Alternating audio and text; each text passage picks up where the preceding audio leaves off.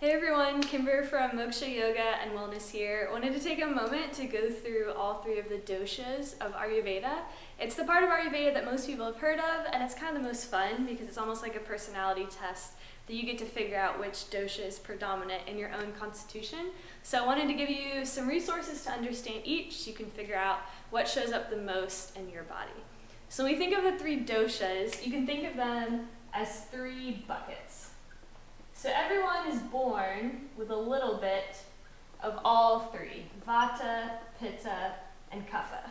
It'd be impossible to be 100% in one and 0% in the other. So keep that in mind, that all of us have all three. It's just varying levels. So your Vata bucket may be this full, your Pitta bucket may be this full, and your Kapha bucket may be this full. And that looks different for every single person. But whichever dosha you have the most of is what you're going to want to keep most in mind when trying to keep your body and mind in balance. And so when we go through each dosha, we'll give you some tips and tricks and lifestyle hacks that you can do that. So Vata is the first dosha that we'll go over, and it's associated with the elements of air and ether. So this person is generally either you're really, really tall, lanky person, or you're really short, tiny person, really prominent joints, they can eat all the time and just never gain weight. People would say, oh, they just have a really fast metabolism, but generally that really slender body type. These people can have potentially thin hair, potentially dark, small eyes, but hopefully you're all picturing that friend of just like, wow, they eat all the time and they never gain a pound. That's what a Vata person can look like. A Vata person in the mind has some really great qualities of being really creative, really spontaneous, really just energetic and excited, and brings a lot of life to things. So in a well-balanced, healthy person, Vata has some really important qualities. That air and that ether is a lot of energy moving around without a container. So like I said, that can be creativity, spontaneity. Gonna try and spell that. The person that's always down to do something fun, even if you give them no notice. So out of balance, as with any of the doshas, is where Vata can start to be a problem. So out of balance in the body, that can be dryness, whether that's dryness of the skin, dryness of the scalp. This can be constipation if you have dryness in your GI tract. Because remember, Ayurveda is based on the idea that all of our health comes from our digestion. So dryness anywhere can be Vata. And in the mind, if you have too much air and ether, too much of this ungrounded quality, this can look like anxiety, kind of that flaky person who's just hard to pin down.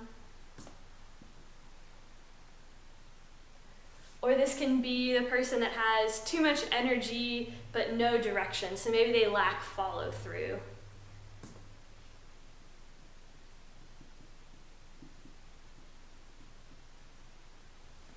That kind of airhead, eyes up in the sky, always dreaming but not necessarily doing anything about it, that can be Vata out of balance. So if you think that Vata is your bucket that is the most full, if you think out of the three energies you have the most of Vata in your constitution, what do? How do you keep that in balance? Well, Ayurveda suggests that we balance by using the opposite. So like increases like. So if you're already a dry, airy, etherical person, we're going to balance all the opposite. Think warm, moist, heavy, grounding. So it's really helpful for Vata people is think about oily. That would be the opposite of our dryness. So using oils on your skin, using oils on your scalp, using really healthy fats in your cooking, whether that's ghee, clarified butter, avocados, sesame oil, coconut oil, all of those have this heavy grounded quality that kind of brings the Vata that's floating around up here back down to earth.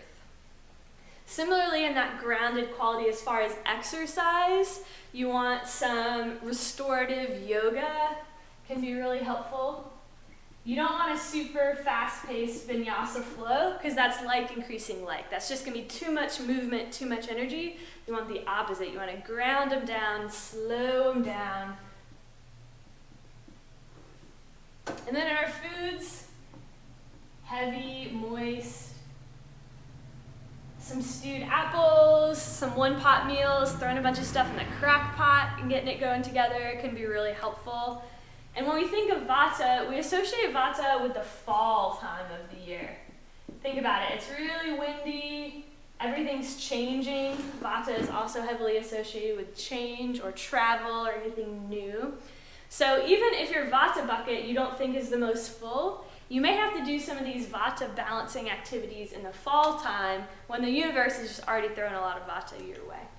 So in everything that you do, you're thinking slow, heavy, moist, how you eat, how you nourish yourself, how you move, making sure you take time to rest, take a nap in the middle of the day if you need to, and making sure you're going to bed early and getting enough sleep is really important for Vata folks as well.